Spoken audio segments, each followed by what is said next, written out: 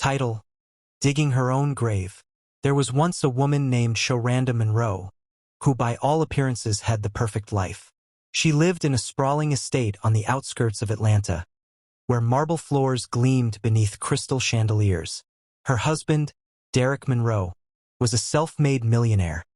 Handsome, attentive, and generous. Together, they had 2 beautiful children, luxury cars parked in their circular driveway, and weekends filled with elegant galas and quiet family brunches. To everyone, Shoranda had it all: beauty, wealth, stability, and love. But in the shadows of her soul, she was restless. Derek worked long hours, building a legacy for their children. But he always came home to her, bringing flowers, kissing her forehead, running bubble baths for her after a long day. He gave her time, gifts, and pleasure. But somehow it wasn't enough. Shoranda had become addicted to more. Then came Dante, a local artist with no job, no plan, and no future. He lived in a small loft above a tattoo shop and rode a beat-up motorcycle. But what he lacked in material wealth, he made up for with charm, passion, and raw energy. He looked at her like she was his entire world. Not a trophy wife, not a mother, just a woman wanted and desired. It started with stolen glances at the coffee shop, then whispers, then the nights began. Dante offered her something her life lacked: chaos. He didn't care about 5-star restaurants. He took her to jazz clubs, back alleys, and secret beaches under moonlight. He didn't ask about her children's school schedules or charity events.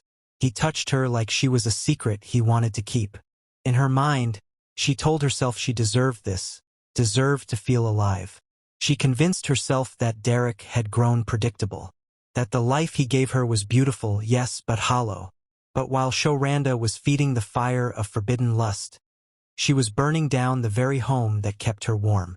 She grew careless. Derek wasn't a fool.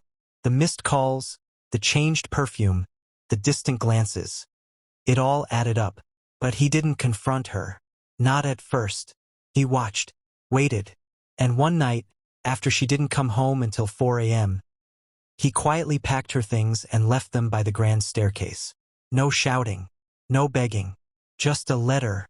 I gave you the world, but you were looking for a spark in the dark, not realizing it would cost you the sun. Derek filed for full custody. Her friends disappeared. Her reputation crumbled. And Dante, he stayed for a while, sleeping in late and painting murals. But when bills stacked up and Shoranda's tears became too loud, he vanished just as quickly as he came, leaving her in a small apartment with peeling walls and memories she couldn't return. The mansion was gone. Her kids visited her on weekends out of pity. Derek moved on, slowly, quietly, with grace she never gave him. Shoranda had once been the queen of a kingdom, but blinded by the thrill of more, she gambled everything for nothing.